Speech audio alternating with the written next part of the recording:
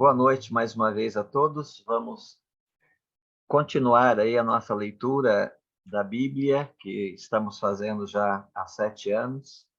Muito bem, nós estamos fazendo a leitura agora da primeira carta de Paulo a Timóteo, né?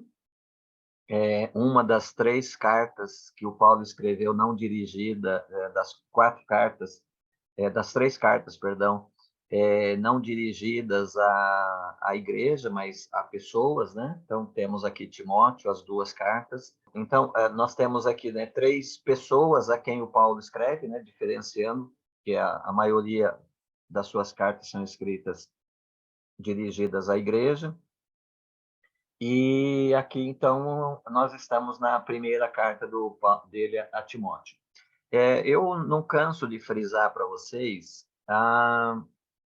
o altíssimo comprometimento que o Paulo tem com o Evangelho. Eu disse para vocês, estou fazendo uma exposição breve na carta dele aos Filipenses, lá na nossa igreja, e muitos comentaristas, né, definem a carta aos Filipenses, por exemplo, como a carta da alegria. O tema da carta seja, então, a alegria em função das 16 vezes que a alegria, em termos de substantivos, sinônimos e verbos, aparece na carta, né? Mas quando a gente lê aquela carta, ou qualquer outra carta do apóstolo Paulo, a gente vai perceber que o Paulo tem um comprometimento com o evangelho. Então, se você quiser pensar assim, num tema, num assunto comum para o Paulo, que reúne todas as suas cartas, é o evangelho. Ele está impregnado do evangelho. Por essa razão, a gente viu no capítulo 1, né, como ele começa a sua carta e a cada, às vezes, um parágrafo que ele está tratando de algum assunto, mas ele envolve o evangelho. Ele está tratando de um assunto, ele envolve o evangelho. E aqui no capítulo 2, ele vai continuar, né, fazendo a mesma coisa, né? Por exemplo, no capítulo 2, ele vai falar um pouco para o Timóteo sobre liturgia, né? Sobre a condução dos cultos. Eu não sei, eu acho que eu não disse para vocês, mas para mim o tema da primeira carta do Paulo a Timóteo aparece no verso 15 do capítulo 3, né? Quando Paulo diz, para que, se eu demorar, saibas como se deve proceder na casa de Deus, que é a igreja do Deus vivo, coluna e alicerce da verdade. Então, o tema da carta do Paulo é orientação para o Timóteo de como ele deve proceder na casa de Deus. Então, o que nós fazemos ministerialmente na igreja, né? Além daquilo que ele já falou no capítulo 1, que nós precisamos defender o evangelho das intromissões, né, das introduções de doutrinas conflitantes com o evangelho. Aqui no capítulo 2 ele vai tratar sobre culto, sobre a liturgia. Em nenhum momento no Novo Testamento a gente tem uma ordem de culto, né? A gente não tem assim algo formal dizendo, olha, essa aqui é a ordem, é a sequência do culto, esses elementos aqui são elementos constantes, são elementos fundamentais. Não, aqui e ali nós temos alguma descrição do culto na igreja primitiva, onde aparecem alguns elementos, né? A gente já viu lá na primeira carta do Paulo aos Coríntios, no capítulo 14, né, no contexto dos dons espirituais, ele disse, no verso 26 do capítulo 14, por exemplo, ele disse o seguinte, né? Irmãos, que fazes então quando vos reunis? Cada um de vós tem um hino, tem uma palavra de instrução, tem uma revelação, tem uma palavra em língua, tem interpretação, né? Então, veja que ele está aqui falando de uma ordem de culto que não é completa, obviamente, ele só está ilustrando que o culto da igreja cristã tem que ser participativo.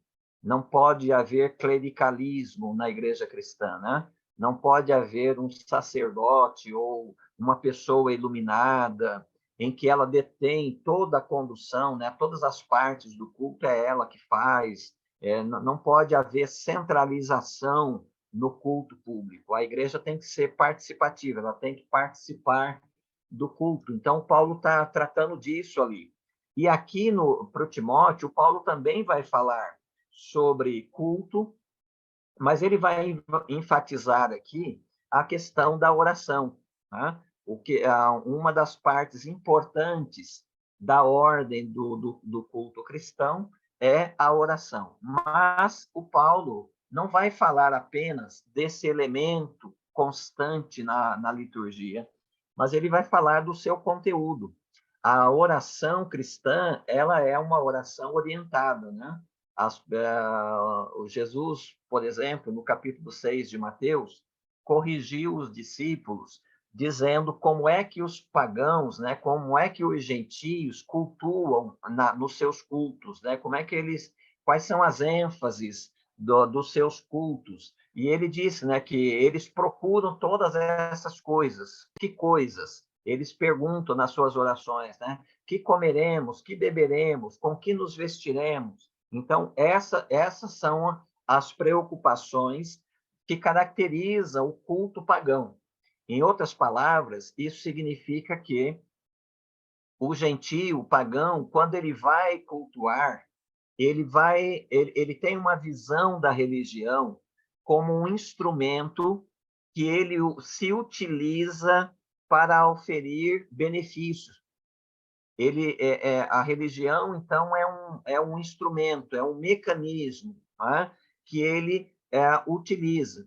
E isso a gente pode ver muito claramente nos cultos das religiões de matrizes africanas, não é? Então, o sujeito tem lá um problema e ele vai até o terreiro, ele vai até o templo e tal, e ali, conversando com uma liderança religiosa, essa liderança vai dizer para ele que o problema que ele está enfrentando tem como causa uma entidade X que não está muito satisfeita com ele.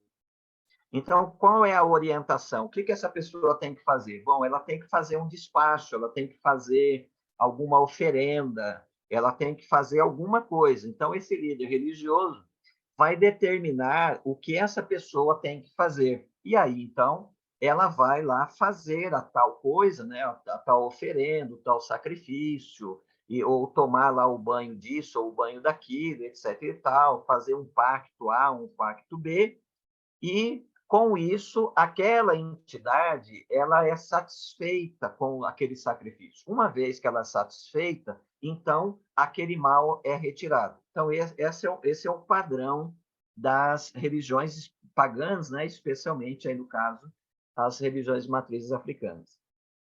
É muito comum que quando a gente se converte vindo deste mundo religioso, a gente também traga esse conceito de religião para a fé cristã. E que a gente veja o culto, a gente veja a religião cristã como um instrumento, como uma ferramenta,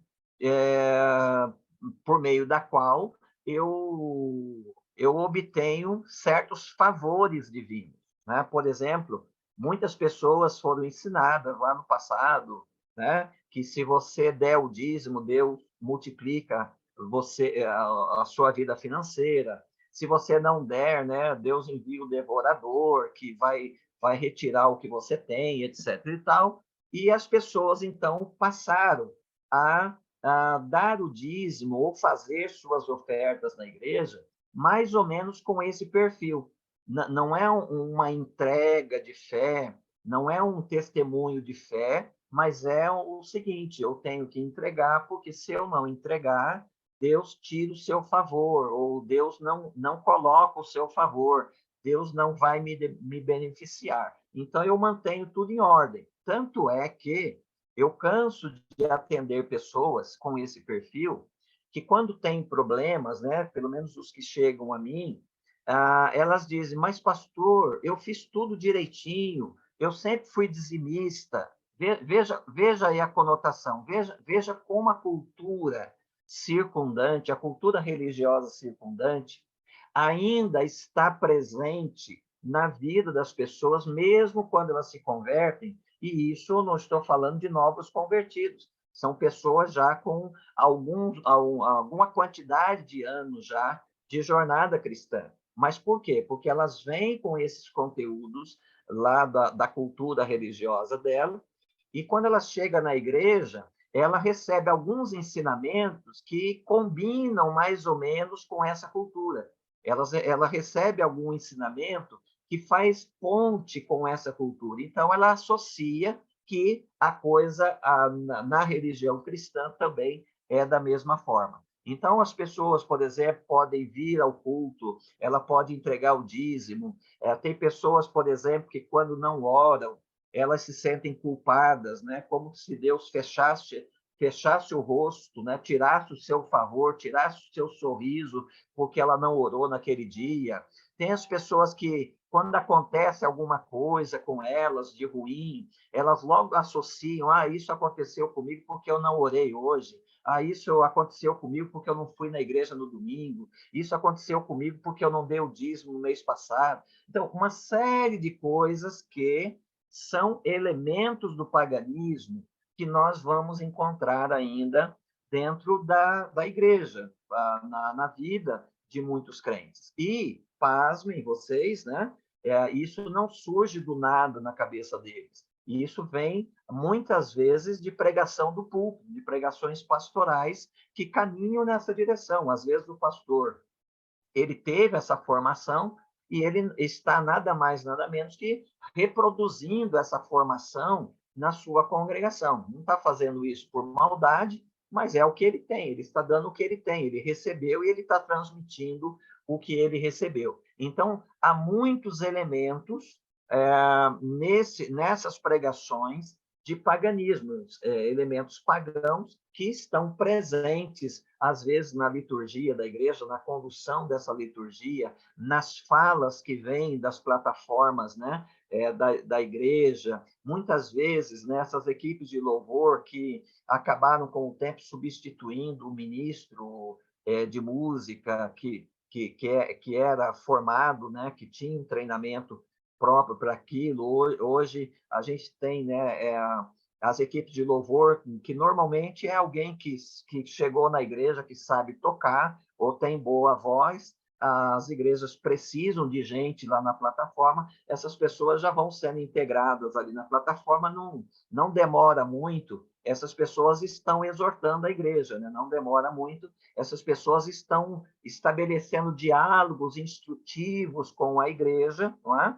E que muitas vezes esses diálogos instrutivos, reforçados por conteúdo das músicas que são cantadas nesta plataforma dirigida à congregação, isso supera a pregação pastoral. Mesmo que o pastor tenha uma pregação mais evangélica, mais teológica, mais bíblica, o que salta, o que mais influencia essa instrução que vem por parte aí de músicas que são cantadas e de ministrações, né? Aquelas falas entre uma música e outra, que essas pessoas, às vezes, dialogam com a congregação, e pessoas que, muitas vezes, não têm treinamento, não têm formação teológica, né? Não estou dizendo aqui que só pode falar com a congregação quem tem formação teológica, nada disso, mas é de uma responsabilidade tão grande aquilo que se comunica no contexto da liturgia, que se exige, né, que quem vá dialogar com a congregação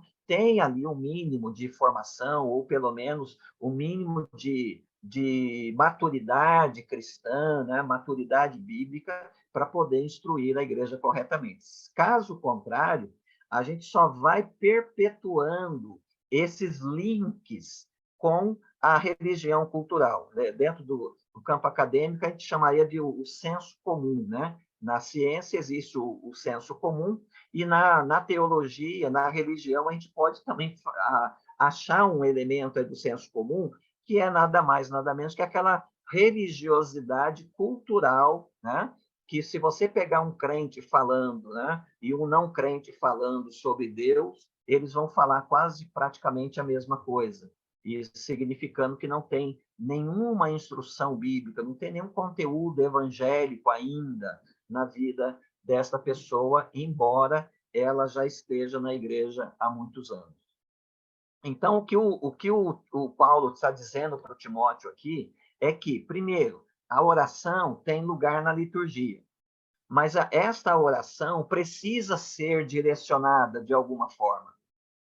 Não é uma direção, assim, não é uma pauta, né, que alguém estabelece para o outro fazer ou para a congregação fazer. Tem que haver uma certa liberdade, né, para a própria congregação. Nós não podemos ser clericais, né, nesse sentido e tal, mas tem que haver instrução para que as orações elas tenham conteúdos bíblicos, conteúdos evangélicos, conteúdos doutrinários, não é? Porque por meio da oração nós também expressamos aquilo que nós cremos, aquilo que está na nossa relação de prioridades. Então, Paulo diz aí, né, antes de tudo, então, assume aqui um grau de prioridade, né? Antes de tudo, exorto que se façam súplicas, orações, intercessões e ações de graças. Veja, o Paulo não se apega a um tipo de oração apenas, né? Ele fala aí de 4 maneiras como a igreja pode orar. Então, a vida de oração pública da igreja pode ter assim uma riqueza enorme em termos de estilos, né? Em termos de formas, em termos de condução. Então, a oração pode ser uma oração, e aí é uma fala com Deus, né? Podemos pensar na oração como uma fala normal, uma fala natural com Deus. Ele fala das súplicas, súplica já é um pedido urgente, né? Uma necessidade urgente. Intercessões, que é quando a gente normalmente leva a causa de outras pessoas ao Senhor em oração, e ações de graças, que, para mim, ações de graças funcionam como aquele pêndulo entre o momento, né, que motivou a oração, ou o momento que motivou a súplica, né, e a história que eu tenho com Deus. Muitas vezes nós temos a tendência de fixar no aqui e no agora. Então, eu tenho uma necessidade, eu estou numa crise, então eu tenho a tendência de focar essa crise como se esse momento da crise definisse a minha vida inteira. As ações de graça servem para a gente olhar no retrovisor. A gente tem uma necessidade, está sofrendo, está doendo aqui, estou doente hoje, estou passando por uma crise, uma dificuldade, uma escassez, está faltando alguma coisa, etc. e tal. Então, eu apresento isso diante do Senhor, mas eu não posso terminar minha oração nisso. Eu tenho que terminar minha oração olhando no retrovisor.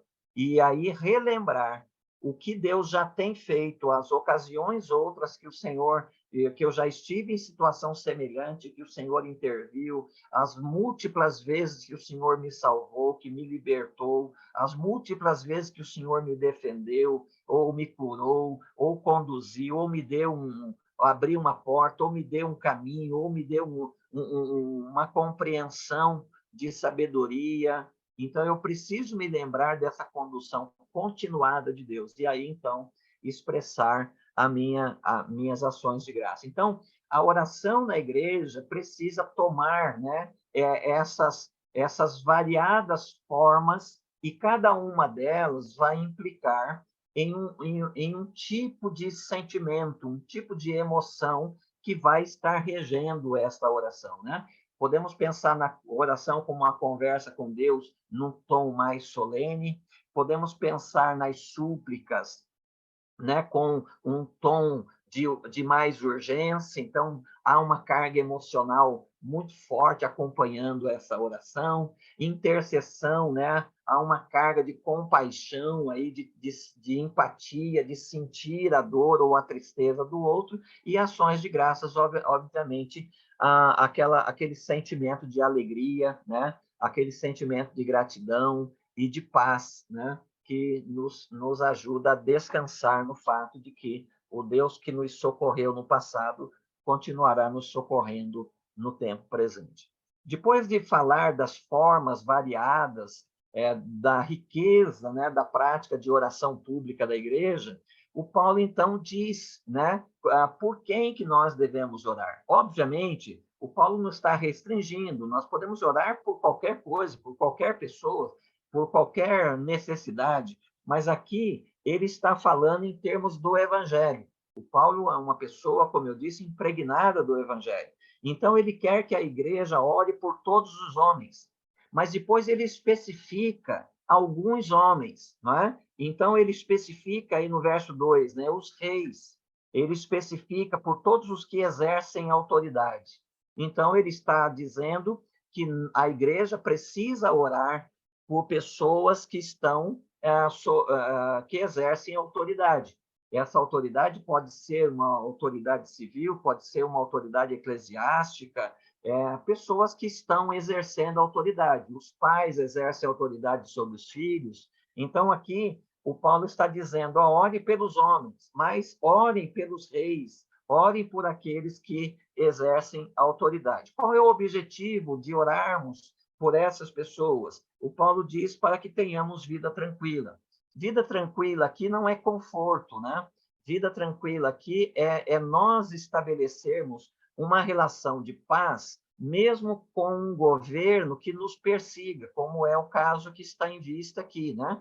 Há um império que é contra o progresso da igreja, há um império que tem o imperador como uma divindade, esse negócio de adorar Jesus aí não pega bem para o império, causa dificuldades, mas é interessante que o Novo Testamento, em todo tempo, fala dessa luta, né, do império, essa luta da classe política com a igreja, mas sempre está recomendando, né, como Paulo se refere lá no capítulo 15, no capítulo 14 de Romanos, no que depender de vós, tende paz com todos os homens. Aqui o Paulo está pensando nesse sentido, que nós devemos orar para ter vida tranquila. Vida tranquila aqui é nós termos uma relação de paz com essas pessoas que estão em posição de autoridade, dentro daquilo que é possível diante da nossa fidelidade superior a Cristo, né?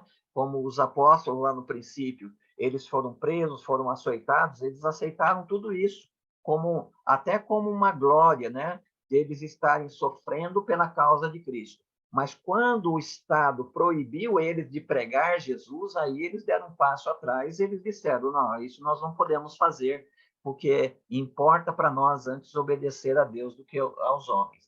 Então, dentro desse quadro, dessa moldura, o Paulo está dizendo aqui, como o Pedro também vai dizer nas suas cartas, nós devemos viver em paz com todos os homens, né? E isso é expressado por nossas orações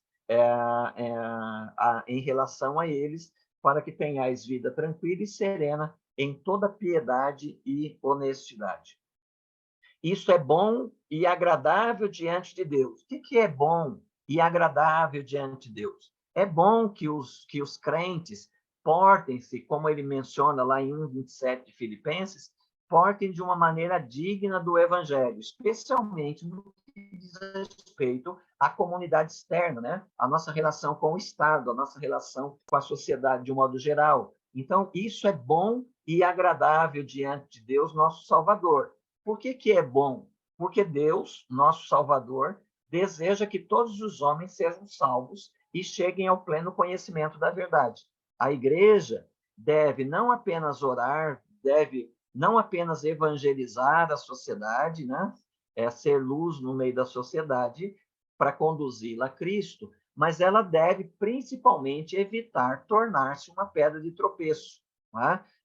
Ela deve principalmente evitar comportamentos que venham escandalizar as pessoas de fora e isso tornar-se para elas um impedimento para que elas não sejam salvas. Que Deus deseja, né, que todos os homens sejam salvos, não quer dizer que ele deseja que todos os homens sejam salvos. O todos aqui é um todos relativo, né? O todos no Novo Testamento se refere a judeus e gentios. Aqui é todo em termos de cultura. em termos de língua, em termos de nacionalidade. O mundo, nesse momento, é dividido, né? Pelo menos no mundo bíblico, é dividido entre judeus e gentios. Então, todos aqui significa, Deus quer que todos, judeus e gentios, sejam salvos, mas todos não significa a totalidade dos homens, porque se Deus desejasse isso, ele o faria, né? Não há nada que impossível a Deus, né? Se ele decretasse que ele quer salvar todos os homens seriam salvos, independente de qualquer obstáculo. Mas aqui todos não é totalidade, mas é representatividade, né? Deus terá lá no final, como o João mostra para nós na sua visão do Apocalipse, Deus terá representantes de toda tribo, língua, nação e etnia lá no céu, né? A nova humanidade, né? Criada por Deus em Cristo, terá representantes de todas as nacionalidades, todas as línguas, todas as etnias e todas as culturas. Porque há um só Deus, e aqui o Paulo volta para o Evangelho, né? Porque há um só Deus e um só mediador entre Deus e os homens, Cristo Jesus, homem. Num versículo, numa frase bem curta, o Paulo faz um resumo do Evangelho. O Evangelho começa, né, por Deus, né? Lá em Gênesis capítulo 1, verso 1, começa com Deus, que criou os homens, né? Mas esses homens se rebelaram contra Deus, e isso criou um abismo entre Deus e os homens, de modo que os homens não podem acessar Deus por sua livre escolha. Então, é necessário um mediador. Então, há um só mediador entre Deus e os homens. Quando você precisa de um mediador, é porque você está em conflito. Então, há um conflito, desde Gênesis 3, há um conflito entre Deus e os homens, de modo que os dois mundos não se associam. Então, é necessário ter uma ponte, ou é necessário ter alguém que construa uma ponte, alguém que faça a mediação. Então, ele apresenta aí um só Deus, apresenta os homens em conflito com Deus, que é a realidade do pecado, apresenta aí a solução. Nós temos, então, um mediador, que é Cristo. E esse mediador é Deus feito homem, né? Então, nós temos aí Deus vindo a nós na forma humana para, então, nos levar até Deus verdadeiramente. Como Jesus disse, né? Eu sou o caminho, a verdade e a vida, ninguém vem ao Pai a não ser por mim. O Paulo, depois de fazer esse resumo do Evangelho, ele diz que ele se entregou, né? Esse Cristo Jesus, homem aí, esse mediador, ele mediou a nossa relação com Deus, a relação entre Deus e os homens, se entregando em resgate por todos, para servir de testemunho ao seu próprio tempo. Digo a verdade, não minto, para isso foi constituído pregador e apóstolo, essa é a mensagem que o apóstolo prega, é a mensagem apostólica, mestre dos gentios na fé e na verdade. E aí ele volta para a liturgia, né? Quero que os homens orem em todo lugar, levantando mãos santas, sem ódio nem discórdia. Ou seja, uma vez que nós estávamos intrigados com Deus, uma vez que nós estávamos em intriga com Deus, nós também estávamos em intriga entre nós. Uma vez que o mediador veio e fez e se entregou por nós e nos reconciliou com Deus, logo, aqueles que estão reconciliados com Deus devem expressar isso por meio da reconciliação entre si, entre eles mesmos. Então, não faz sentido, por exemplo, cultuar a Deus, louvar a Deus por ele ter nos reconciliado com ele, enquanto pessoas da mesma congregação estão ali adorando da mesma forma, mas elas mesmas não se comunicam. Então, Paulo diz, olha, isso tem que acabar entre vocês. Não é possível cultuar a Deus de verdade se houver entre vocês intriga. Ou seja, se vocês compreenderam que Jesus fez a mediação entre vocês e Deus e removeu a intriga que existia entre vocês e Deus, logo, isso precisa ser visibilizado no fato de que entre vocês também não deve haver divisão, não deve haver intriga. Então, Esse é o significado aí de levantar mão santa sem ódio nem discórdia. Fala, Rafael. Pastor, você falou de mediador, que é só mediador que está na Bíblia, tudo bem. Mas você falou também de evangelizar. Como, como evangelizar essas pessoas, assim, ser um evangelista, evangelizar essas pessoas e as pessoas que estão nessa determinada religião ou seita, depois eu vou falar o porquê. Fala assim, eu confio no Santo Casamenteiro, que não teve agora em junho, festa junina, não sei o quê. Eu peço fala, é, o santo, não sei o quê, para me dar namorado, namorada, essas coisas assim. Aí tem religião que fala, que é seita, por exemplo, que fala assim, não tem oração, não sei se você já conhece, sabe que tem alguma, se da seita que não tem oração, quero partir do senhor. O que você pode me explicar no ponto de evangelizar essas pessoas sem escandalizar elas, entendeu? Sem Tá. escandalizar. O problema na evangelização começa, né? Tem evangelização que começa e termina em atrito. E justamente porque a gente acaba entendendo por evangelização debate religioso. Então, na evangelização, especialmente para essas pessoas que já estão identificadas com alguma religião, mais ainda nesse caso, o que nós temos que fazer é testemunhar de Cristo. Não entrar em discussão de opinião religiosa, porque essas pessoas, só um instantinho,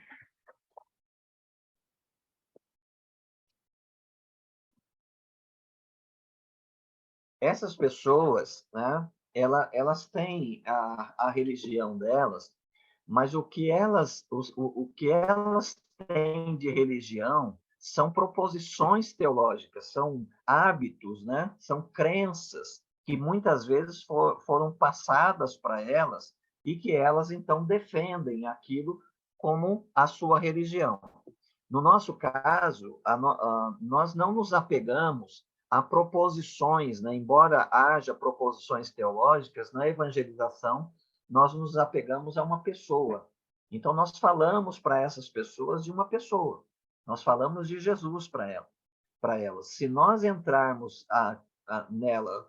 com elas com de debate religioso, especialmente aquelas afirmações que se faz atacando ou desrespeitando ou menosprezando a expressão religiosa delas, é óbvio que essa evangelização vai terminar em intriga e essas pessoas vão estar cada vez mais fortalecidas longe do evangelho. Então, não se entra em debate religioso, né? Não se tenta convencer as pessoas que a nossa religião é melhor do que a delas.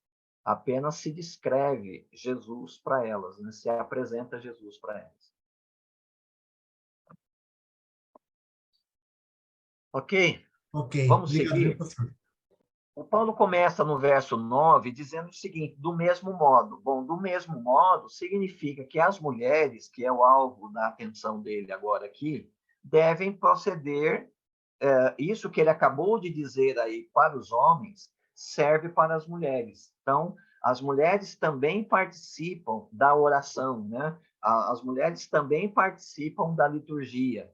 Então, do mesmo modo, se referindo às mulheres, mas o Paulo vai acrescentar algumas coisas, alguns elementos aí com relação à participação das mulheres na liturgia do culto. Então, ele vai dizer aí que quero que as mulheres se vistam com decência, modéstia e discrição, não com tranças, nem com ouro ou pérolas, nem com vestidos caríssimos. Né? Então, ele está falando aqui de uma ostentação. Né? A vida do crente deve ser caracterizada pela simplicidade. Né? É o que ele está colocando aqui. Né? Simplicidade. Aqui o Paulo não está preocupado em determinar a moda da mulher na igreja. O Pedro vai fazer a mesma coisa lá na sua primeira carta.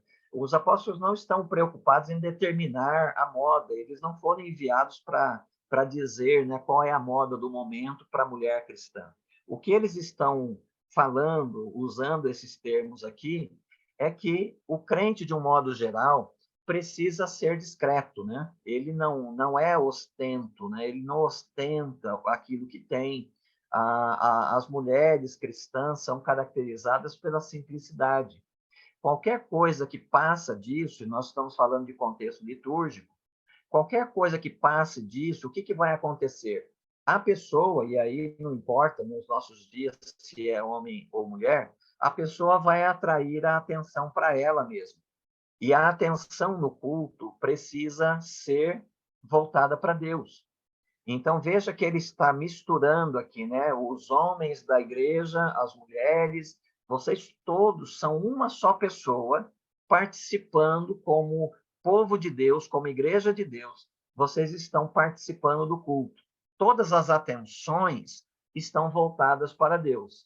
Mas se entra na congregação alguém, né, com falta de discrição, né, no seu comportamento ou nas suas vestes, toda essa atenção será desviada. Se Paulo fosse escrever para os nossos dias hoje, ele ia acrescentar muitas outras coisas que acontecem dentro dos nossos cultos que chamam a atenção, né? Ele ia chamar a atenção, como muitos pastores têm que fazer, da falta de atenção que as pessoas, às vezes, participam do culto, né?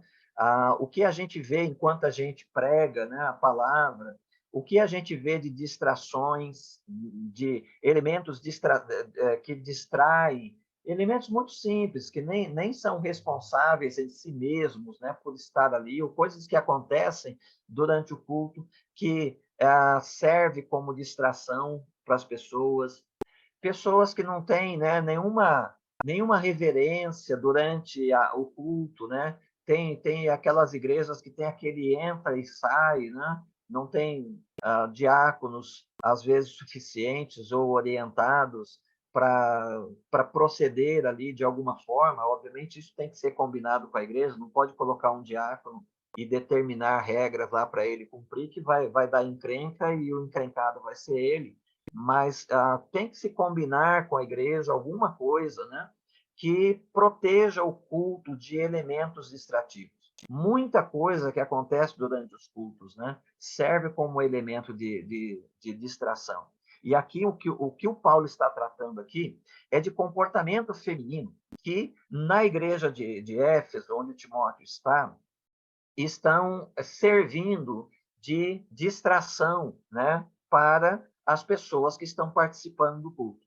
Então, a vestimenta das mulheres aí não é ditar normas de moda para as mulheres, mas é recomendar a elas, né, que elas sejam discretas no seu modo de se apresentar, no seu modo de se vestir, né, mas que se revistam de boas obras, né, a beleza da mulher cristã é o serviço cristão, né, que ela presta, né, as boas obras, como convém a mulheres que afirmam servir a Deus. Então, discrição combina aí com essa caracterização da mulher cristã. A mulher deve aprender em silêncio, com toda submissão. Aqui há um ensino que o Paulo já tinha repetido lá em 1 Coríntios 11, e no capítulo 10 e no capítulo 12 de 1 Coríntios, ali nós já vimos que em um momento ele diz, por exemplo, que a mulher ora, quando ele fala do véu. Então, a mulher ora, a mulher fala na igreja. Num outro momento, ele diz que a mulher deve ficar calada, e a gente já trabalhou isso lá, né? Aqui ele retoma esse assunto também, falando do trabalho do Timóteo na igreja de Éfeso. Ele diz que a mulher deve aprender em silêncio e com toda a submissão, pois não permito que a mulher ensine, nem que exerça autoridade sobre o homem, mas esteja em silêncio. Porque Adão foi criado primeiro e Eva depois, e Adão não foi enganado, mas a mulher é que foi enganada e caiu em transgressão. O que nós temos que entender daqui, né? Se nós isolarmos esse texto, como ele tem sido isolado no tratamento, né? Se a mulher pode ser ordenada ao ministério pastoral ou não, se nós isolarmos esse texto e ficar com o literalismo desse texto, nós vamos encontrar uma boa base, né? Até um bom princípio para fortalecer aquele conceito de que a mulher não deve ser ordenada ao ministério.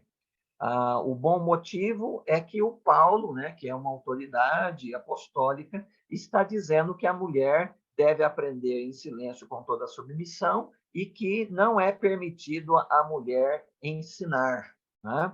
E o princípio é esse resgate que ele faz do princípio da criação, quando ele diz que Adão foi criado primeiro e Eva depois. Adão não foi enganado, mas a mulher é que foi enganada e caiu em transgressão. Se nós olharmos para esse texto, né, e nós formos assim para uma interpretação literalista, nós temos então uma base aqui até mesmo para apoiar a cultura machista, né, que ainda nos envenena.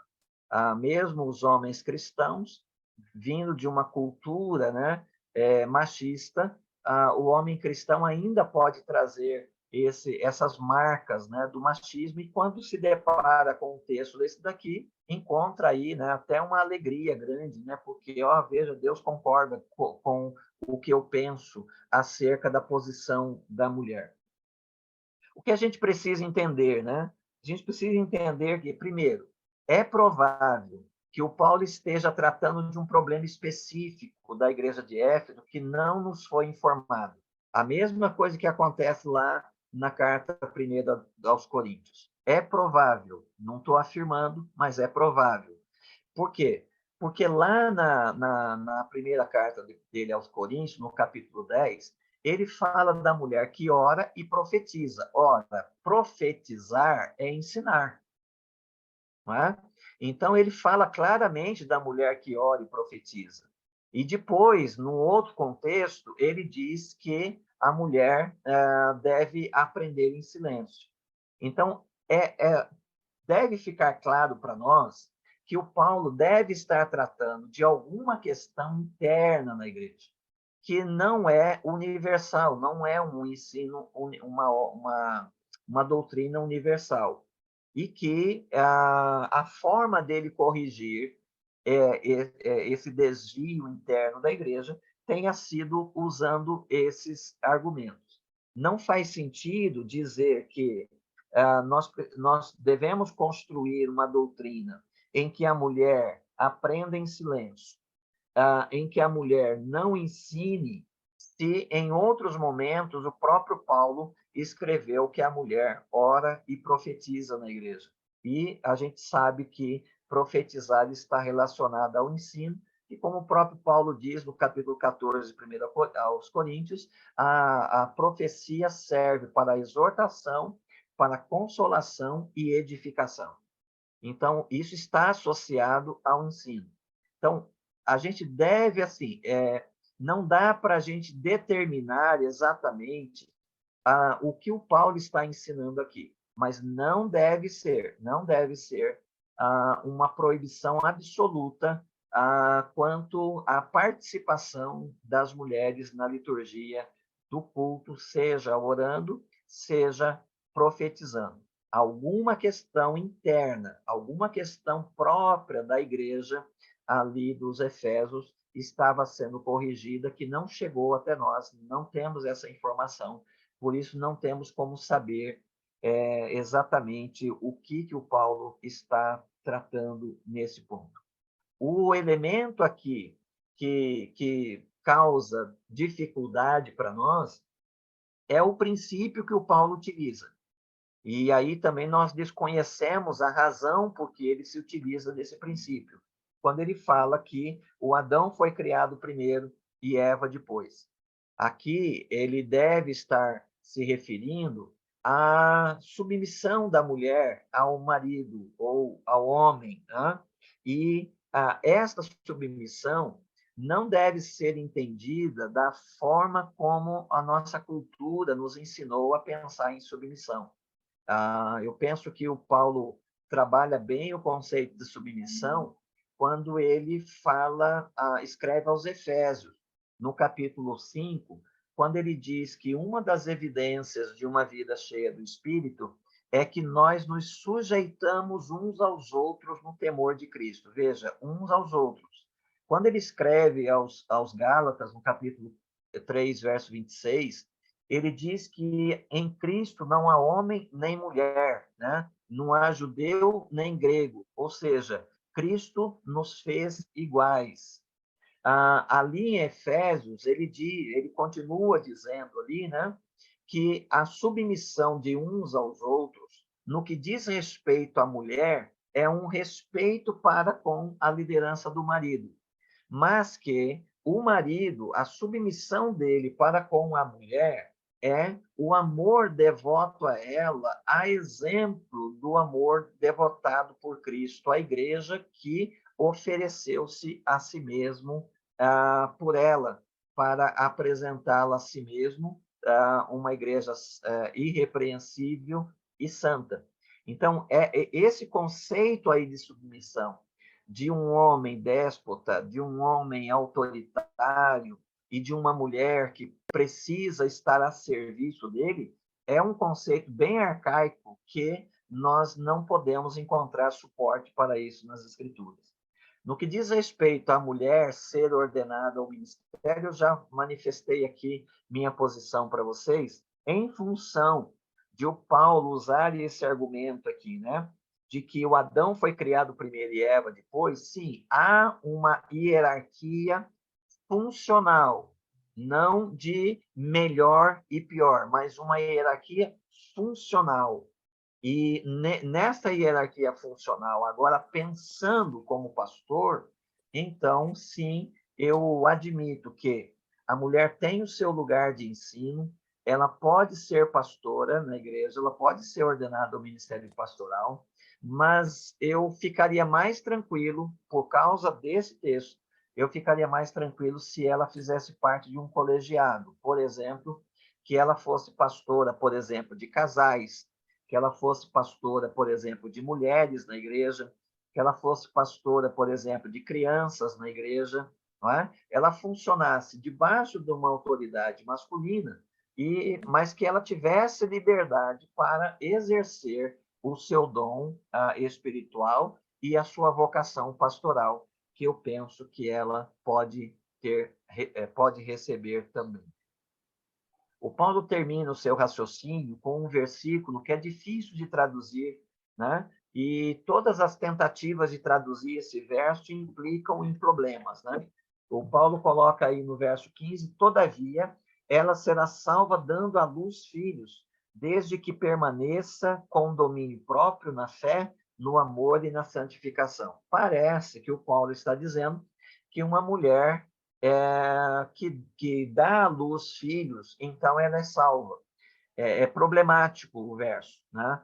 Novamente, aqui, a gente precisa considerar, sim, para a exegese desse texto, precisamos considerar que, provavelmente, o Paulo está tratando de alguma questão interna à igreja de Éfeso, que não nos foi informado, e por isso nós não temos todas as ferramentas necessárias para entender adequadamente o que ele está dizendo aqui. A minha tradução tenta uma tradução que o meu tradutor tenta uma tradução que alivia, atenua um pouquinho o problema desse verso. Ele coloca, nessa tradução, dá para a gente entender que ela será salva à medida que, dando à luz filhos, permaneça com domínio próprio na fé, no amor e na santificação. Então, ela é salva, é uma mulher crente, é uma mulher salva, ela tem a fé, ela tem o amor, ela tem a santificação, e enquanto isso, ela cumpre a sua vocação materna dando filhos. Não implica dizer que uma vez que ela tem uma vocação materna, ela tem a obrigação de dar à luz filhos. Sim, Denilde. Será que nós não podemos entender esse dar à luz, dando à luz filhos, como filhos espirituais? Fruto do evangelho que ela tem, porque desde que se permaneça no domínio próprio na fé, etc. e tal, quem dá fruto na fé é quem gera fruto, né? Então, não pode ser, ao invés de ser eu não filho faria. literal. Eu não faria isso porque o texto não me permite alegorizar aí essa expressão, né? Dando à luz filhos, ele não me permite, porque o Paulo aqui, uma vez que ele citou Adão e a Eva, provavelmente aqui, dando à luz filho, ele está falando da vocação da Eva lá atrás, né? Quando ela dá à luz filho. E especialmente deve estar frisando o verso 15 e 16 lá do capítulo 3, quando diz que um descendente da mulher, né, seria ferido pela serpente, mas com o calcanhar ferido ele feriria, esmagaria a cabeça da serpente. Aqui, a vocação, que não deve ser observada do ponto de vista da unidade, né? Mas do ponto de vista geral da mulher como gênero, né? Dela, do cumprimento da sua vocação materna que vem a salvação, né? O Deus que nos salva é um Deus que precisa nascer de mulher para tornar-se um de nós. Então, aqui, dando à luz filhos, não quer dizer dar à luz a filhos no sentido pessoal, na experiência pessoal, mas a mulher, falando dela como gênero, num sentido mais geral, é esta mulher que, dando à luz filhos, é por meio dela que o Salvador virá. Sim, Eliana?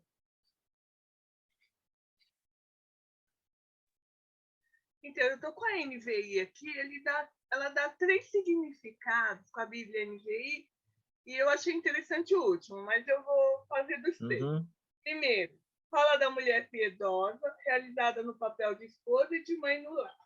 O segundo, refere-se ao fato de as mulheres serem salvas espiritualmente por meio do nascimento mais importante de todos, a encarnação de Cristo. E o terceiro, refere-se a mulheres sendo mantidas em segurança física durante o parto. O que você acha disso? Porque a gente sabe que o parto, antigamente, não era muito seguro. Você acha que tem alguma relação ou não? Pode ter, mas eu ficaria com a segunda alternativa aí, né? Que é essa que eu acabei de explicar, né? Sim. A mulher aí como porta, né? Como porta de acesso da vinda do Salvador. Então, essa mulher é uma mulher crente, é uma mulher de Deus já, né? Veja que nós estamos falando num contexto de liturgia, então nós estamos falando de mulher crente. Essa mulher, ela já está firme na fé, no amor e na santificação. E é por meio do cumprimento da vocação dela que vem, finalmente, o Salvador de todos os homens. Mas é um texto difícil. Sim, Marta? Pastor, realmente o texto complica bastante, né? Assim, por mais que a gente tente entender, assim, tentar justificar o que Paulo está falando, o que ele está falando, assim, pelo menos para mim é bem claro, né? Assim, a gente pode tentar. Acho até que essa forma como o pastor interpretou ajuda um pouquinho a gente a se sentir mais confortável, né? Mas não é uma situação agradável, assim, né? A gente como mulher, e aqui é um grupo até bem feminino, primeiro porque lá no verso 14 ele deixa bem claro, assim, né, na palavra dele, né, assim, que não foi Adão que foi enganado, mas sim que foi a mulher e que ela se tornou transgressora, ou seja, da forma como está escrito, eu não conheço o grego e nem sei, assim, como se tem alguma coisa diferente, mas aqui já assim, ele, assim, no português hoje, assim, falando como jovem, né? Ele já passa um pano aqui para o Adão e deixa a mulher, assim, responsável pelo pecado, né? Assim, olha, não foi ele que pecou, foi a Eva, né? Assim, então, ela que transgrediu, ele não, quando, na verdade, na minha concepção, né? Os dois estavam juntos nesse momento, né? Nessa situação, assim, os dois estavam participando junto dessa situação. E aí no verso 15, quando ele fala assim, a mulher será salva, pelo menos na minha versão aqui, que eu estou olhando só a NVI, será salva, né? É como se essa fosse a condição para a mulher ser salva. Assim, se a gente faz uma leitura simplista, ou seja, mulher que não tiver filho, né? Assim, mulher que não pôde dar à luz, ela nunca seria salva. Se a gente pensar assim, do jeito como, eu não sei assim, se os tradutores precisariam, eles vão tomar cuidado com as palavras, né? Porque mas rever assim a forma de escrever isso, porque se é isso, se é exatamente isso, a gente fica numa situação bem desconfortável, porque vai ser salva, ou seja, a gente sabe que nos outros textos, nos outros momentos, que ele fala assim de mulheres atuando. Para mim hoje, assim, quando a gente vê o texto, mulher tem que ficar quieta na igreja, né? Assim, mulher não fala, não ensina, é isso que ele está dizendo, ó, a mulher assim, fica quieta ali, né? Tem horas que eu fico achando o Paulo bem machista mesmo, né? Embora, assim, todo mundo diz que não, mas eu ainda acho que sim, né? Assim, não é porque... eu sempre acho, assim, né? Quando eu leio esses textos de Paulo, eu fico com uma dificuldade enorme. Mas, né, era um outro momento, uma outra época também, né? A gente tem que pensar na época que isso foi escrito. Mas eu não... Assim, achei até que essa colocação que o pastor fez, assim, pensando, voltando lá para o Éden, assim, fica até mais fácil da gente entender. Mas o pastor concorda que quantos pregadores, quantos pastores vão ter essa forma de pregar, assim, quando você lê isso, assim, alguns pregadores, assim, ou muitos deles, vão insistir na palavra que mulher tem que ficar quieta mesmo, né, e que tem que não pode falar na igreja e que a palavra está para o homem. Bom, é isso, é só mais um desabafo do que qualquer outra, qualquer outra coisa. O verso 14 precisa ser lido à luz do verso 13, né? Ele está colocando um argumento funcional. Adão não foi enganado, mas a mulher é que foi enganada. Ele não está dizendo, não está atribuindo a irresponsabilidade à mulher, né? Ele está apenas fortalecendo o que ele disse. Em termos da criação, Adão veio primeiro, depois a mulher. Então, lá na narrativa do Gênesis, né, quem foi enganado primeiro, né, foi a mulher. Mas a gente precisa lembrar que tanto Deus, lá no próprio capítulo 3 de Gênesis, né, quando vai chamar a responsabilidade é do homem. Então, não existe isso lá. A culpa da mulher é derivada de uma negligência do homem. Por isso que ele é chamado primeiro, né? E ele sofre ali as consequências de imediato. Quando nós olhamos para o Paulo, né, para não pensarmos que ele é machista, porque eu acho que é a aparência que esse texto dá, a gente tem que lembrar, por exemplo, que lá no capítulo 5 de Romanos, quando Paulo vai falar da associação do primeiro Adão com o segundo Adão, ele diz claramente, né, que a morte entrou no mundo por meio de um homem, né? Então, ele atribui claramente a responsabilidade da entrada no pecado e consequentemente, a morte à ação do Adão, à rebelião do Adão. Então, é aquilo que eu já disse. Esse texto aqui, provavelmente, a gente não tem como afirmar, mas provavelmente o Paulo deve estar tratando de alguma questão interna cujas informações não chegaram até nós, por isso a gente não pode ter uma definição, né? E não podemos construir uma doutrina em cima desse texto. Mesmo que pudéssemos, nós teríamos que levar em conta o que o Paulo diz sobre esse mesmo assunto em outras cartas. E aí a gente vai perceber que a interpretação literal dessas palavras aqui não é possível se nós considerarmos o que o Paulo disse sobre o mesmo assunto em outras cartas. Ok? Irmã Esther queria falar? Seu microfone está fechado. Voltando a, não é que se passou o momento, era que o senhor estava falando da mulher ter filho ser salva, né? Uhum.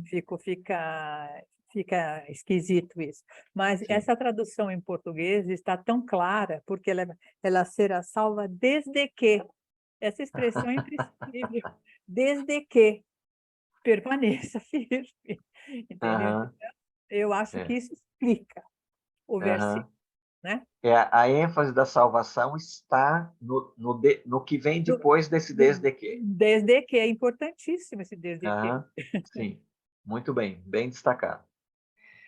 Muito bem. Bom, saindo um pouquinho, né, dessa parte mais difícil, né, de 1 Timóteo, vamos para uma parte mais fácil, talvez, né? O capítulo 3. No capítulo 3, lembrando, né, que o propósito do Paulo, ao escrever essa carta, é mostrar ao Timóteo, é fazer o Timóteo saber como se deve proceder na casa de Deus. Ele, como pastor, né, ele precisa ordenar a casa de Deus, manter a ordem na casa de Deus. E como é que se mantém a ordem, né, na casa de Deus? Ele já trabalhou lá no capítulo 1 a questão da proteção da igreja, dos que se introduzem no meio dela com fábulas, genealogias intermináveis. Ele falou no capítulo 2 do culto, né, algumas questões próprias ali da igreja em relação ao culto, o que ele fez também com os coríntios, né, ordenando algumas coisas ali no culto, porque o culto em Corinto também estava meio bagunçado. E agora, no capítulo 3, ele vai falar sobre a razão principal da presença pastoral na igreja, né? E é a razão porque Paulo deixou Timóteo em Éfeso, como ele disse no verso 3 do capítulo 1, né? Conforme te pedi, quando partia para a Macedônia, permanece em Éfeso para advertires alguns de que não ensinem outra doutrina, nem se ocupem com fábulas, etc. e tal, mas também o propósito é que o Timóteo, ordenando a casa de Deus, ou mantendo a ordem na casa de Deus, ele constitua liderança para essa igreja. Se você pensar, né, quais são as funções pastorais, né? O que um pastor é chamado a fazer? Um pastor, em termos funcionais, ele pode fazer uma porção de coisas. Um pastor, em termos funcionais, ele pode ser conselheiro, ele pode ser visitador, ele pode ser administrador, funcionalmente, ele pode seguir a inclinação natural dele, inclusive, né? E fazer aquilo que ele se sente melhor fazendo. Ele pode fazer aquilo que o agrada mais fazer no ministério, etc. e tal. Só que, quando a Bíblia vai descrever, né, o objetivo e a função pastoral, ela dá uma ênfase exagerada, né, no bom sentido, ela dá uma ênfase exagerada à função do pastor relacionada à edificação da igreja, especialmente por meio da pregação e do treinamento de líderes. Especialmente. Aqui para o Timóteo, o Paulo vai insistir na questão do ensino da pregação. E o ensino e a pregação não tem apenas o objetivo de fortalecer a fé, despertar a fé, animar a fé, consolar, não, tem o objetivo também de corrigir, tem o objetivo, né, como os falsos mestres que às vezes se introduzem na igreja, tem o objetivo de advertir essas pessoas e, quando não, até excluir essas pessoas, né? Desligar essas pessoas para que elas não continuem fazendo mal à igreja. Então, essa função pastoral. Além disso, tem uma função de treinamento. Quando Paulo escreveu no capítulo 4 de Efésios, né, que Cristo deu à igreja, né, os apóstolos, deu à igreja os profetas, deu à igreja os evangelistas, deu à igreja os pastores, deu à igreja os mestres, né? Ele logo diz qual é a finalidade. Deus deu essas pessoas à igreja. Aí, com que finalidade?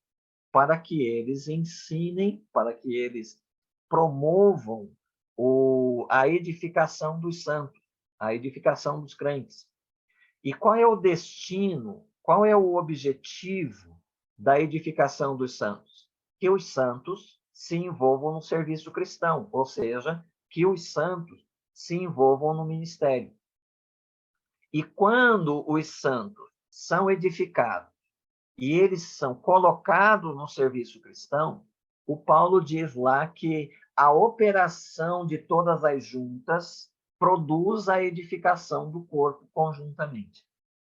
Então, o trabalho pastoral está associado, né, à pregação, ao ensino, à defesa do evangelho, ao treinamento dos santos para que esses santos se envolvam no ministério, né? A tal ponto que, qual é o objetivo fim do ministério pastoral? É aquilo que foi título de um livro do Eugene Peterson, O Pastor Desnecessário. Qual é o objetivo, né, do ministério pastoral? Seria trabalhar de tal maneira que um dia a igreja não precisasse mais do pastor. Obviamente, esse dia não vai chegar. Mas este é o ideal. O pastor trabalhar de tal forma que um dia ele fosse desnecessário. Um dia, os próprios santos que foram edificados, que foram capacitados, que foram treinados, eles mesmos estejam, como Paulo vai dizer para o próprio Timóteo aqui na segunda carta, no capítulo 3, verso 17, que eles mesmos estejam como homens de Deus, pessoas de Deus, preparados e plenamente adaptados para fazer toda a boa obra. Quando este alvo é alcançado, o pastor é desnecessário. Se pensarmos nisso de um modo absoluto, a gente poderia pensar, mas então vai chegar um dia que a igreja não vai precisar mais de pastor? Não, não vai chegar esse dia. Porque a igreja, ela recebe pessoas constantemente. Então, esse trabalho não termina. Mas o pastor precisa trabalhar com esse ideal. O objetivo do ministério pastoral é edificar os santos para que eles se envolvam no ministério de tal modo que o pastor se torne desnecessário. O Paulo vai, então, dizer aqui ao Timóteo o que ele deve fazer, né? Que critérios ele deve usar para ordenar a igreja desta forma. Sim, Rafael. Pastor, eu tenho uma pergunta relacionada a pastor. Se não me engano, eu acho que é em Timóteo que fala, né? E é muito usado em sucessão pastoral, muito usado em sucessão pastoral, esse livro, né? Que o pastor tem que manejar bem a palavra, não sei o quê, e fala de boa fama. O que seria essa boa fama aí? Como assim, boa fama? Não é Timóteo, se não me engano, que fala que tem que manejar bem a palavra, fala boa fama, se não me engano. Sim, ele fala de ser, apresentar-se aprovado diante de Deus como obreiro que não tem de que se envergonhar, que maneja bem a palavra da verdade. É 2 Timóteo 2, verso 15. Não, mas eu acho que também estou equivocado, porque fala boa fama, se não me engano. Eu queria Sim, entender essa boa fama que ele traz. deve ser outro texto, mas assim, é óbvio, né, que o pastor, como nós vamos ver no capítulo 3, o pastor ele tem um certo perfil, né, que obviamente a boa fama, né, deve estar incluído. Ele tem um perfil, né, mas ele deve se mostrar, né, uma pessoa aprovada diante de Deus, que maneja bem a palavra da verdade, né? Que ele não tenha do que se envergonhar. Esse de que se envergonhar, nós vamos chegar lá depois, mas esse de se envergonhar pode ser se envergonhar diante de Deus quando ele tiver que prestar contas do seu trabalho, ou esse se envergonhar pode ser se envergonhar por ele demonstrar tanto despreparo que tenha pessoas na igreja que manejam a palavra melhor do que ele. E isso, obviamente, seria uma vergonha para o pastor. O pastor, ele pode fazer muita coisa no ministério. Ele pode fazer muita coisa, funcionalmente falando. Mas ele não pode falhar com a palavra. Porque a vocação dele é para a palavra. A vocação dele é para o ensino. Que haja outros presbíteros, como Paulo disse lá em 1 Tessalonicenses capítulo 5, que haja outras pessoas. Perdão, ele vai dizer aqui em 1 Timóteo 5,17, que haja outras pessoas, outros presbíteros, que se envolvam com o governo da igreja, que haja outros presbíteros que se envolvam com departamentos, com áreas da igreja, mas o presbítero, aquele que nós costumamos chamar, né, de pastor titular, esse daí precisa ser aprovado na palavra, né? Ele pode falhar, ele pode ser fraco em outra coisa, mas não pode ser fraco na palavra. Sim, Ezequiel. Eu acho que o Rafael está falando a questão de boa fama é a questão de ser aceito e dar bom testemunho pela Sim. sociedade. É isso que é a palavra boa mesmo. fama, né? É isso mesmo, exato. Que tem bom testemunho para a sociedade. Por exemplo, você vai pegar uma pessoa que... Vou usar só um exemplozinho, um caloteiro. Aquele pastor ali é caloteiro, né? Aquela igreja ali, aí você vê alguém que vai lá, mas fulano está pregando, mas ele está bebendo na esquina. Então, uma boa fama é essa situação. Peguei só um exemplo de caloteiro para ter mais tranquilo. Seria Sim. isso. Eu entendi isso, Rafael, pastor. Isso vai aparecer, né? Como eu disse aqui nesse perfil do capítulo 3, né? Que ele não pode ser neófito, né? Que ele tem que ter boa fama com relação às pessoas de fora, etc. Isso mesmo. Obrigado, Ezequiel. Na verdade, ele fala né, pastor? Na verdade, no verso 7, ele já está falando, né? Sim. É boa reputação, boa fama, né? Isso. Deve ter boa reputação perante os de fora. Então, é isso. É boa reputação. É boa fama. Ele pode manejar bem a palavra, ser um expert, mas se ele tiver um mau testemunho, ele perde toda a autoridade, com certeza. Sim. E isso é que é exigido, né, do pastor, né? O pastor é um bicho estranho, né? Porque qualquer outra profissão, um médico, um advogado, se ele, por exemplo, for um adúltero, ele continua muito bem na sua profissão, né? Ninguém que vai ao médico quer saber se ele é fiel à esposa dele. Só quer saber do treinamento técnico dentro da especialidade que ele representa. Não é? Mas o pastor não, né? O pastor é esse bicho esquisito, que ele tem que ser especialista na sua área, mas a sua vida tem que estar também à altura de ele se mostrar uma ilustração viva do que ele prega e ensina, né? Por isso que quando um pastor tem aí um tropeço grave, né, um tropeço moral, é muito difícil, né, a igreja ficar tranquila em tê-lo como pastor de novo, né?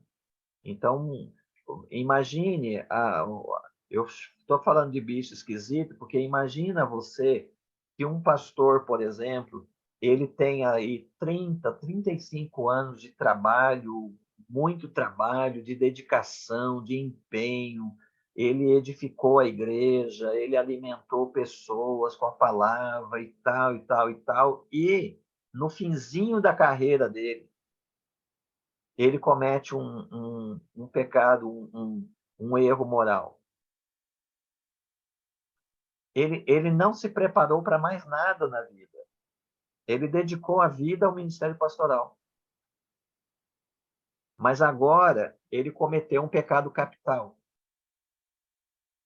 E ele está condenado a começar de novo a sua vida aos 50, 60 anos, sem preparo nenhum. Porque ele não pode ser mais pastor. Né? Então, é bem esquisito essa figura, É né, bem rigoroso, né? que é o pastor. Você imagina como é que um homem, né, que tem família vai procurar lugar no mercado de trabalho com 50, 60 anos, se a devoção dele a Deus foi entregar-se totalmente ao cuidado da igreja. E agora ele não pode mais fazer isso. Pastor, o senhor já pensou em desistir alguma vez? Todo pastor já pensou em desistir alguma vez. Segunda-feira.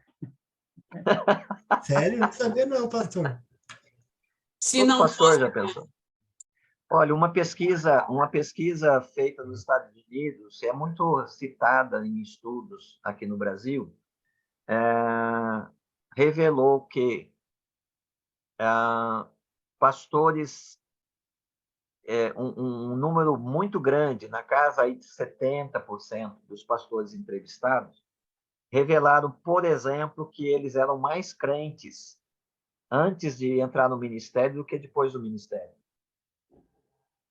Que eles eram mais felizes antes do ministério do que no ministério. Que o casamento deles era melhor antes do ministério do que depois de entrar no ministério. Que a saúde física deles era melhor antes de entrar no ministério pastoral. E uma série de coisas que, obviamente, não chega, né, ao conhecimento dos membros da igreja. Mas eu converso com um pastor que ele atende pastores, né? E ele comenta, né, sobre os poucos pastores que se abrem para falar da sua vida pessoal em busca de ajuda, que quando a igreja olha para eles, tá bonitinho, a família Doriana, né? Tá tudo muito bonitinho, tudo, os filhinhos ali e tal, mas a vida está completamente destruída. Mas ele não pode abrir isso com a igreja porque a igreja manda ele embora. Né? E isso é muito, não, tem sido muito comum entre pastores. Pastores é daquela espécie, né, de pessoas que ele acaba morrendo sozinho, né?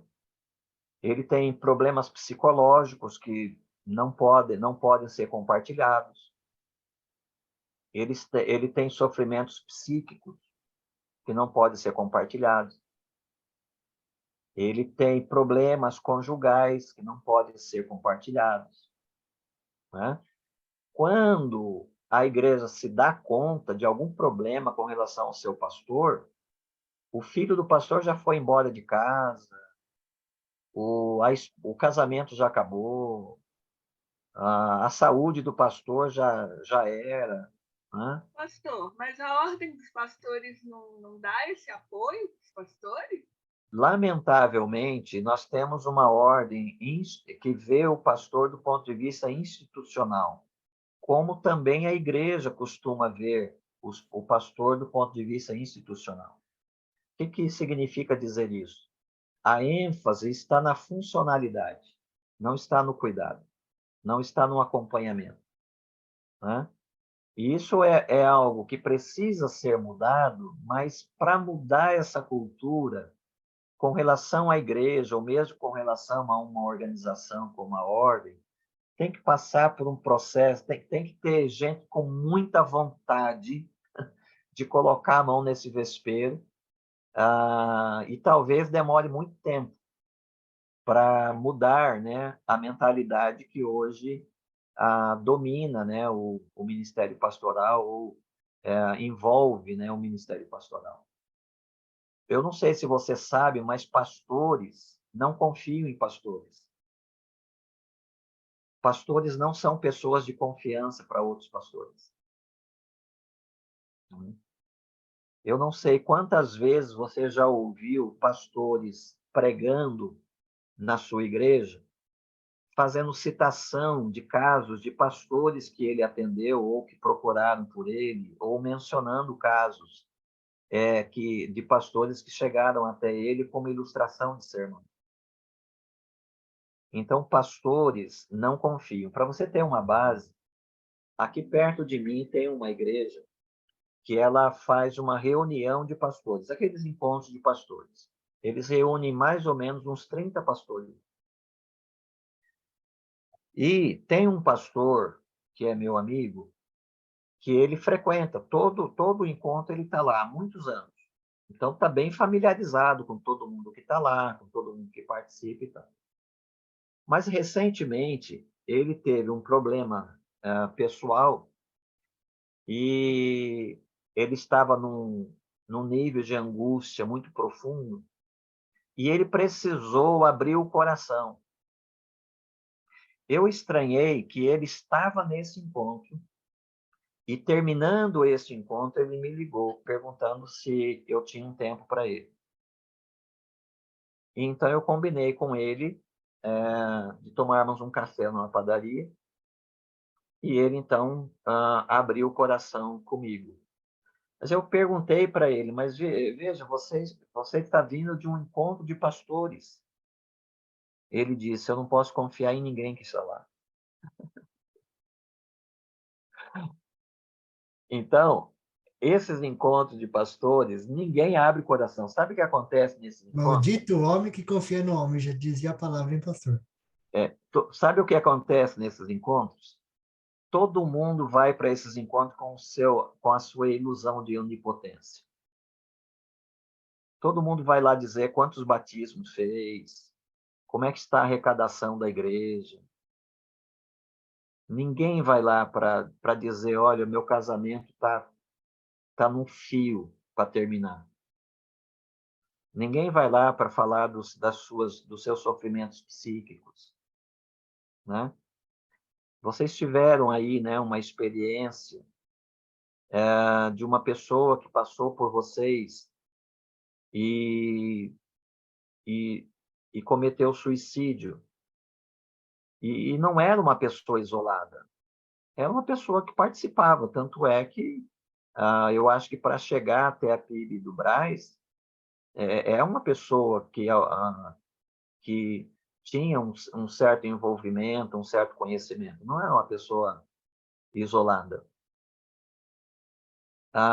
Mas eu fico me perguntando, de tantos encontros que essa pessoa participou, de tantos colegas, tantas pessoas ao redor, ela termina a vida assim.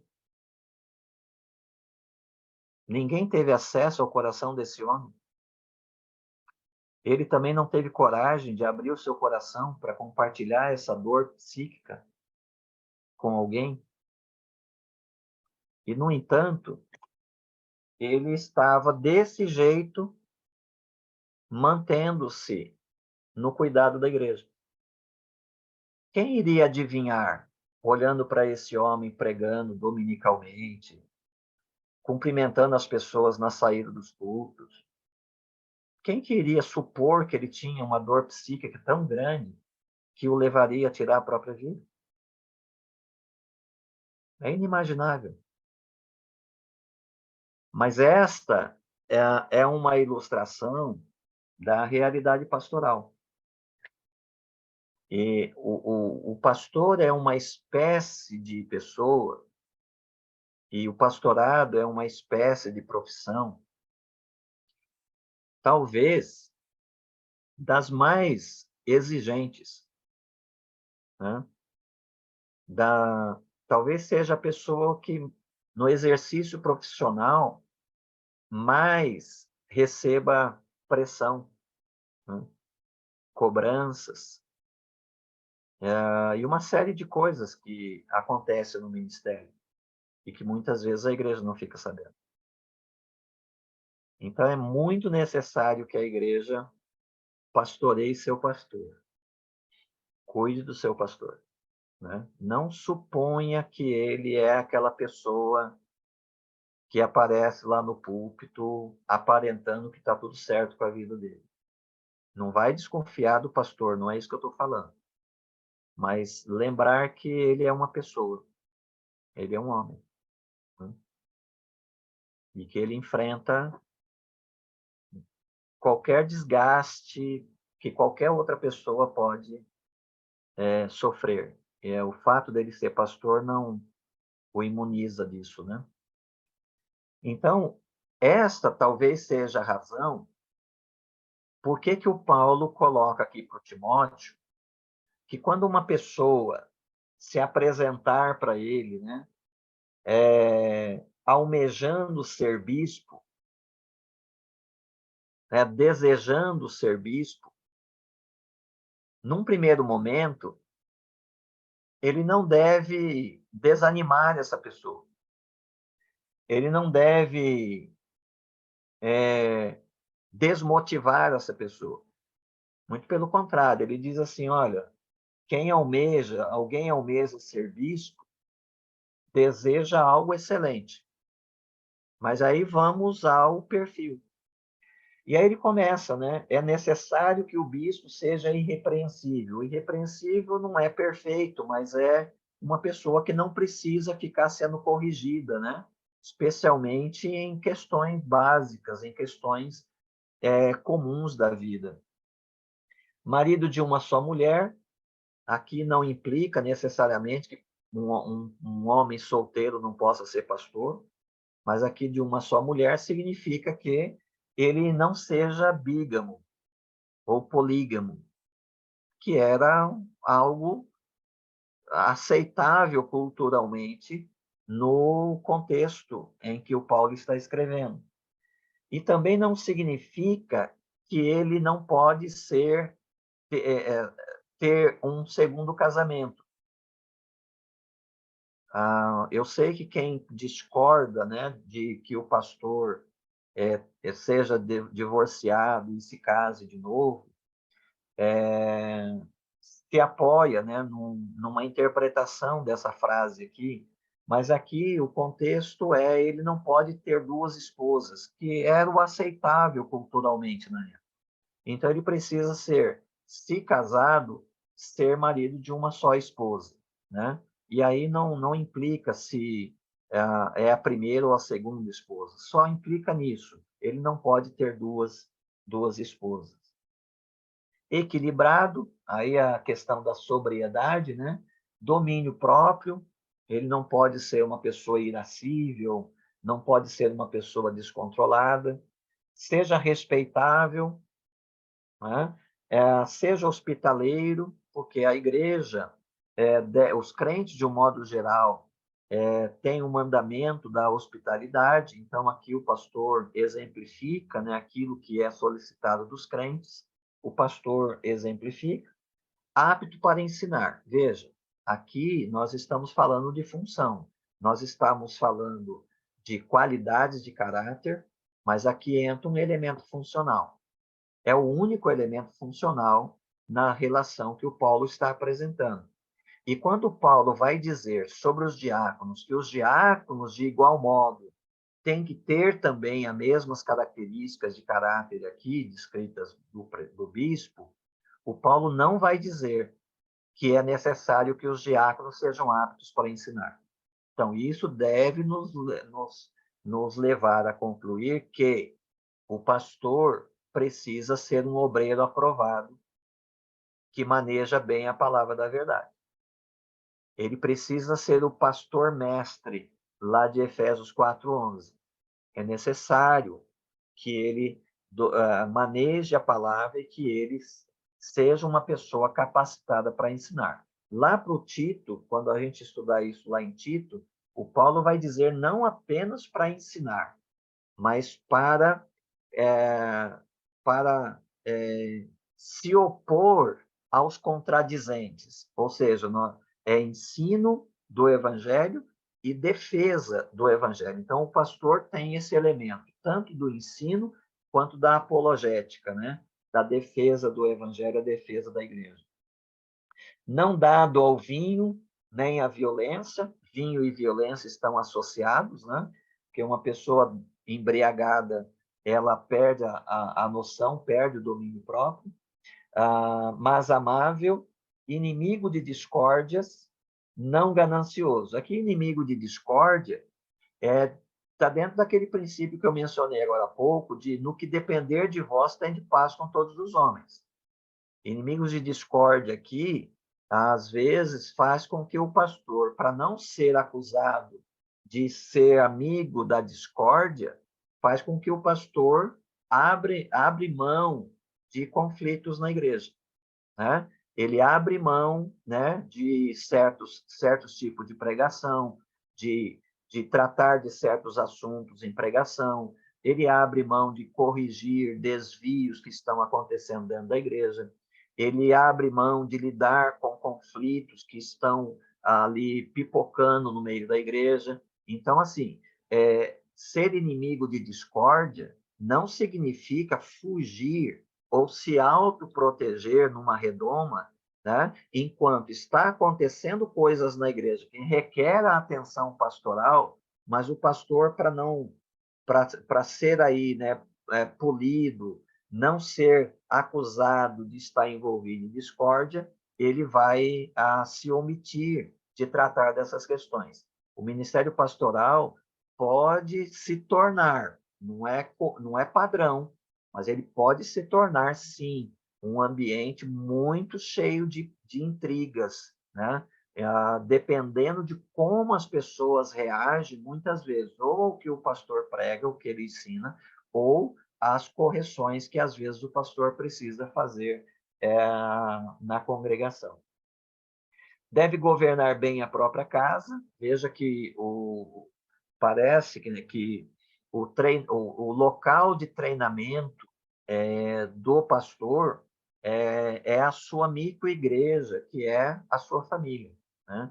Por isso que é muito difícil um pastor ter aí, né, uma família desestruturada, desorganizada, e ele ser pastor, né? A igreja espera que o pastor possa, por exemplo, aconselhar homens, aconselhar mulheres, aconselhar casais, ajudar, né, na instrução dos pais naquelas dificuldades que eles encontram na educação dos filhos, etc.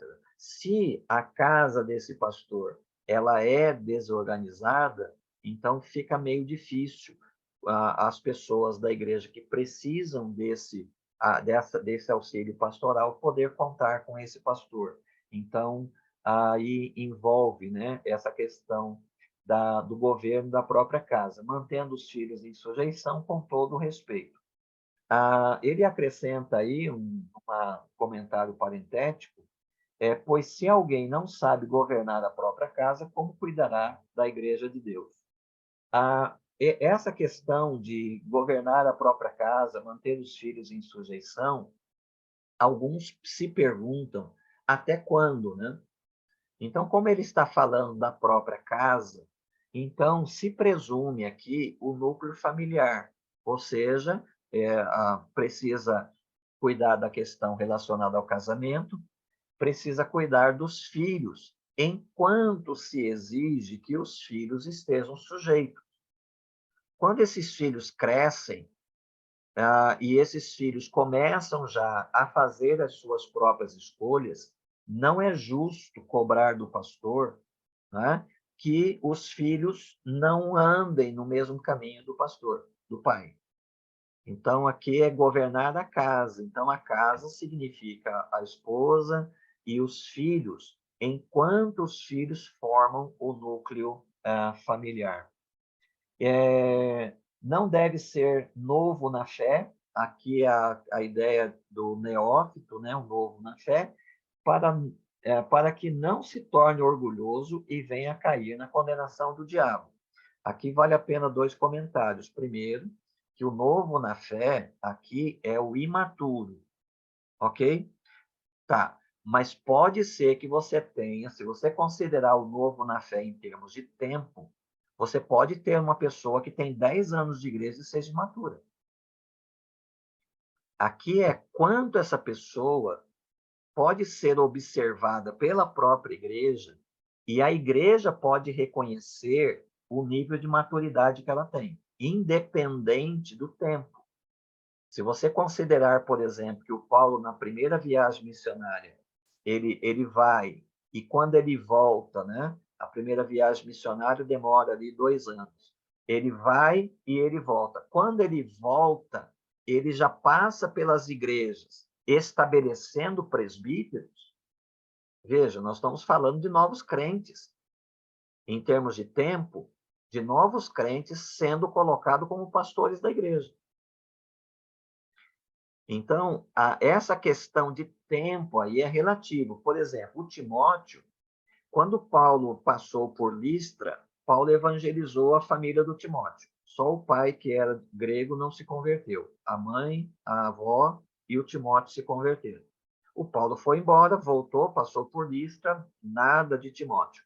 Quando ele volta na segunda viagem, ele passa por Listra e ele ouve uma fama desse menino, chamado Timóteo, que transcendia os limites de Listra.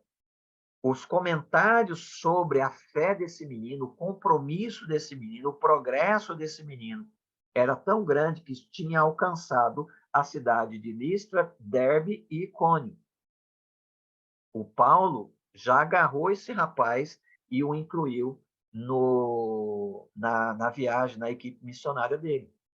Então, veja que o tempo é relativo.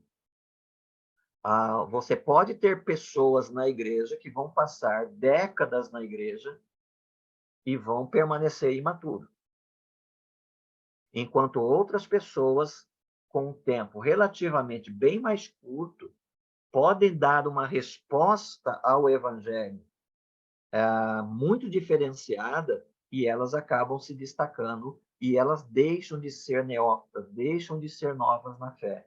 Então, aqui, a questão de tempo precisa ser considerada, não em termos de tempo, mas considerada relativa em termos de tempo. A outra questão que vale a pena comentar aqui é que o Paulo diz que ele não deve ser novo na fé para que não se torne orgulhoso. Boa parte, né, das divisões e dos problemas mais sérios que as igrejas, que as congregações enfrentam, é justamente colocar pessoas sem maturidade em posição de liderança na igreja. E isso acontece nos nossos dias com muita facilidade em função daquilo que eu já mencionei, que a igreja hoje não tem um ministro de música, ela tem uma equipe de louvor. Então, o serviço que era feito por uma pessoa, agora é feito por uma equipe. E essa equipe, ela pode, dependendo de quantos instrumentos tenha lá para tocar, de quantos vocalistas tem, essa equipe pode ter uma proporção grande. E a igreja, obviamente, precisa colocar pessoas aí. Mesmo que ela tenha uma equipe, ela vai querer ter 2 equipes. Se ela tem 2 pessoas que tocam violão, ela vai querer ter 3 e assim por diante. Então, essas pessoas vão chegando na igreja e elas vão sendo colocadas nas equipes, mas ninguém pergunta sobre o grau de maturidade delas. Quando o diabo quiser aprontar alguma coisa com aquela igreja, adivinha qual vai ser o elemento que ele vai usar? Exatamente essas pessoas. Por isso que o Paulo diz que o neófito na fé, né, o imaturo, aquele que não está qualificado para ocupar posição de visibilidade na igreja, quando ele é colocado, o que acontece? O diabo age no sentido dele se tornar orgulhoso. E aí o orgulho conduz ele à queda. Só que você sabe, né? Quando Lúcifer caiu, ele não cai sozinho, né? Ele leva um terço. Quando essas pessoas caem na condenação aí do diabo, elas não caem sozinhas. Normalmente essas pessoas dividem a igreja toda, né? E muita gente, às vezes, dependendo do grau do problema, muita gente acaba saindo da igreja por causa de pessoas assim. Mas a culpa é dessas pessoas? Não. A culpa é nossa, porque nós não estamos observando esse requisito claro nas Escrituras para alguém ocupar um lugar de liderança ou de visibilidade na vida da igreja. Alguém estava com a mão levantada aí que eu esperei um pouquinho para terminar? Era a Marta? Sim, Marta. Eu, pastor. Sim. Não, mas era a respeito da questão da família do pastor, né? Assim, o pastor estava colocando a dificuldade que é, né? Assim, bicho sangue que é ser pastor. Agora, quando coloca, né, que tem que saber governar sua própria família. E muitas vezes a gente percebe, né, assim, os grandes problemas que existem mesmo nas famílias, porque às vezes o pastor está tão preocupado em cuidar dos problemas da igreja, cuidar, assim, dos membros da igreja, que a família fica um pouco abandonada. E aí nós vamos, eu fico pensando como é que o pastor lida. Eu tenho a impressão que ele fica feliz quando ele, enfim, casa os filhos e que pode falar, nossa, agora já não tenho mais dor de cabeça, né? Porque você pode imaginar assim, a dificuldade que é para o pastor, se ele, de repente, né? Quando o pastor falou assim de uma infidelidade, assim, como fica difícil. Mas imagine assim, um pastor que tem um filho que, de repente, pode ser usuário de drogas, vamos, seu filha, né, assim, ou um filho ou filha homossexual, né, olha as dificuldades, né, que vão surgindo aí, e que muitas igrejas, né, estou colocando só dois pontos, né, mas existem muitos outros. Como é que o pastor, assim, vai se conduzir nesse assunto? Como é que a igreja vai cuidar do pastor? Ele não soube conduzir bem, assim, a sua família? Dependia do pastor essa situação? Porque sempre vai ter alguém para julgar o pastor, para dizer, mas ele não prestou atenção na família, a culpa acaba sendo dele, né? Então, veja como é difícil, né? Assim, a gente estava falando das mulheres, né? Mas a gente pensa no pastor e nessa situação, é a mesma coisa. E também eu fiquei pensando assim com relação, o pastor falou que é bicho difícil, né, assim, ser pastor. É difícil ser crente, né, porque na verdade é difícil ser crente, porque você tem que ser exatamente essas qualificações, né, que a gente pensa para o pastor, acabam se aplicando, a maior parte delas, para todos nós. Só que ninguém, assim, muitas vezes não é cobrado como o pastor é cobrado. Mas, assim, eu entendo que todos nós deveríamos ter essas qualidades, essas qualificações, assim, como cristão. E que aí todo mundo, muitas vezes, fecha os olhos, né? Assim, mas tudo bem. E o pastor sofre, né? Imagina como fica ele cuidando da família que já está sofrendo ali, né? Aí tem a mulher, tem os filhos, tem a sogra e a mãe, e as doenças, né, que surgem. Então, realmente, alguns não sucumbem no caminho mesmo, né? Assim, e realmente, mesmo nós, né? Assim, quantas pessoas você pode confiar e se abrir e falar, não é mesmo? Nossa, assim, ninguém tem. Você tem muitos conhecidos, muitos colegas, mas um amigo, assim, para poder colocar assuntos sérios mesmo é difícil, né? As pessoas têm dificuldade de colocar, assim, o sofrimento, não é mesmo? Porque vai ser julgado. Era isso que então eu pensei. Se nós, pobres seres mortais, né, assim, cristãos, somos julgados e somos condenados muitas vezes, imagine o pastor que conduz a igreja. Sim. E fica pesado demais, né? O fardo difícil de carregar. Era isso que eu queria comentar, pastor. Por Deixa eu isso só que a falar- gente... Deixa eu só fazer um adendo na palavra da Marta. Ela falou algo interessante, que essas características devem aparecer em todos os crentes. O pastor é mais cobrado, é verdade. Mas a Bíblia diz que o pastor é responsável por nossas almas, e nós, os outros crentes, não. Complicado. É bom entender aqui, né, que a proposta de liderança na igreja primitiva era assim. Por que isso é exigido do líder?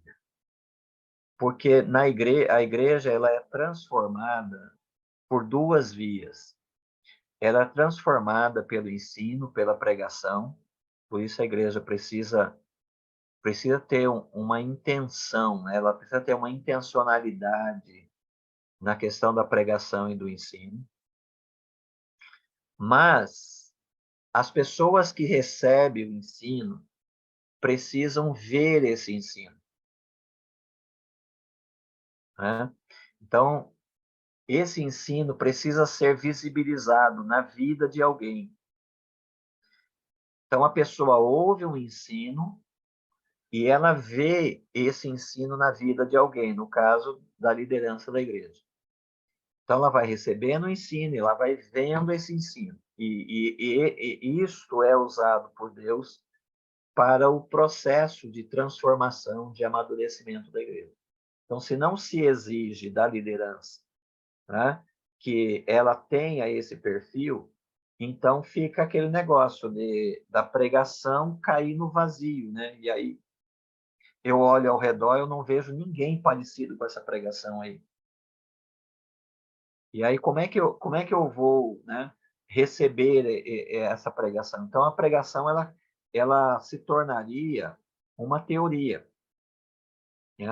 Uma teoria necessária dentro do conjunto do culto. Então, é necessário ter na igreja pessoas já maduras que expressem aquilo que a igreja ensina, especialmente para aqueles que estão chegando. Esse é o propósito. Se a gente considerar aqui aquilo que é exigido do presbítero, do bispo, se você inverter, significa que não é exigido do membro comum da igreja. Então, você imagina que as pessoas que se tornavam membros da igreja pelo batismo, elas traziam todos esses defeitos aqui, o oposto a essas recomendações todas aqui, porque isso aqui é exigido da liderança. É com o passar do tempo, por meio do ensino e do exemplo, que essas pessoas iam sendo transformadas, especialmente quando umas ou outras delas se sentiam chamadas por meio do desejo, chamadas para o serviço cristão. Então, essa pessoa chega, o cara é polígamo, culturalmente aceitável. Mas aí o camarada, ele entende lá, olha, eu estou com desejo de servir aí, nesta área da igreja. Olha, eu reconheço esses dons em mim e tal, eu me vejo chamado por Deus para atuar nessa área aí da igreja. Aí, o que a liderança vai fazer? O que o Timóteo faz?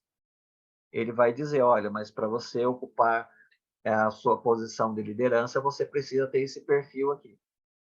Aí o camarada vai entender que aquilo lá não é para os líderes. Aquilo ali é uma exigência para todos os crentes. Então, ele vai recebendo o ensino, vai vendo esse ensino, especialmente quando ele chega num momento em que ele quer consagrar sua vida ao Senhor, ao serviço do Senhor, essa liderança vai dizer para ele que, olha, a gente precisa trabalhar você nesses quesitos aí. E aí o cara vai ordenando a sua vida de acordo com aquilo que é exigido. Na sequência, só para terminar aí, já são 10 horas, o Paulo diz que também é necessário que tenha um bom testemunho dos de fora, para que não seja envergonhado nem caia na armadilha do diabo. Então, veja, a condenação do diabo deve ser aquilo relacionado ao orgulho, né? O orgulho do Lúcifer que resultou na queda dele, né? E aqui ele fala na armadilha do diabo.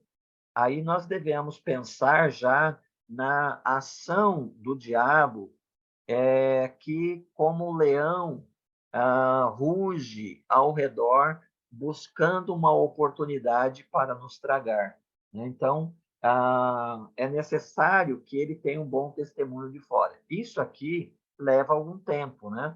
Não é questão de eu olhar e dizer assim, ó, essa pessoa tem esse perfil. Não, isso é uma exigência que requer um certo tempo de observação. Então,